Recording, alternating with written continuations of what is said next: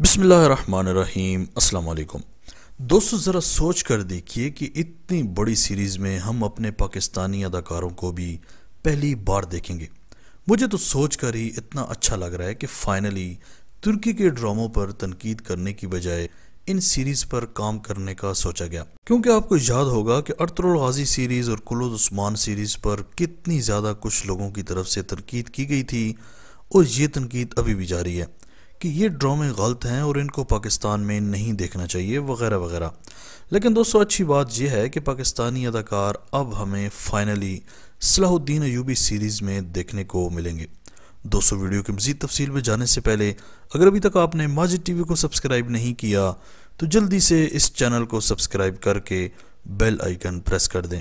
دوستو، کاشف انصاری کو جب اس پروجیکٹ پر کام کرنے کا موقع ملا تو انٹرویو کے دوران ان کی آنکھوں سے آنسو آ گئے کہ میں اس انسان پر سیریز بنانے جا رہا ہوں جس کی آج اشد ضرورت ہے بیت المقدس کو۔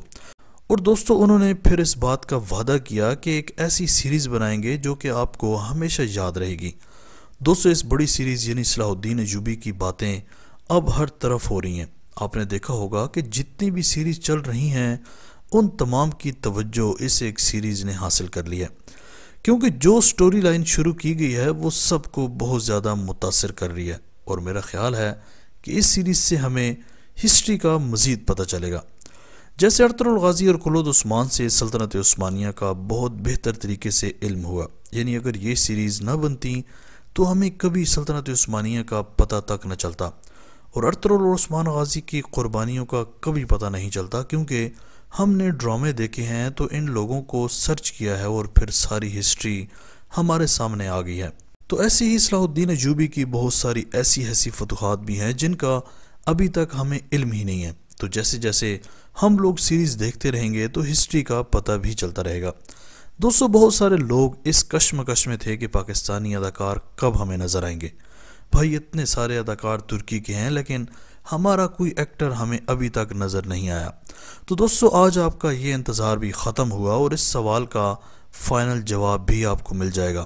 ہوا کچھ یوں ہے کہ پاکستان کے ایک فیمس شو میں فرحان علی آغا، جو کہ پاکستان کے ایک مشہور اداکار ہیں، انہوں نے خود اس بات کا اعتراف کیا ہے کہ میں صلاح الدین ایوبی سیریز کے لیے سلیکٹ ہو چکا ہوں۔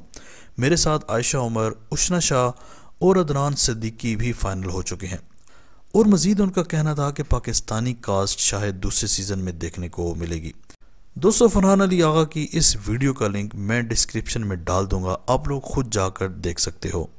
کیونکہ دوستو، یہ سیریز بہت لمبی جائے گی، تو میں نے بھی آپ کو پچھلی اپنی ایک ویڈیو میں بولا تھا کہ پاکستانی کاسٹ دوسرے یا پہلے سیزن کے اینڈ پر صلاح الدین ایوبی سیریز میں ہمیں دکھائی جائے گی، تو ویسا ہی ہوا۔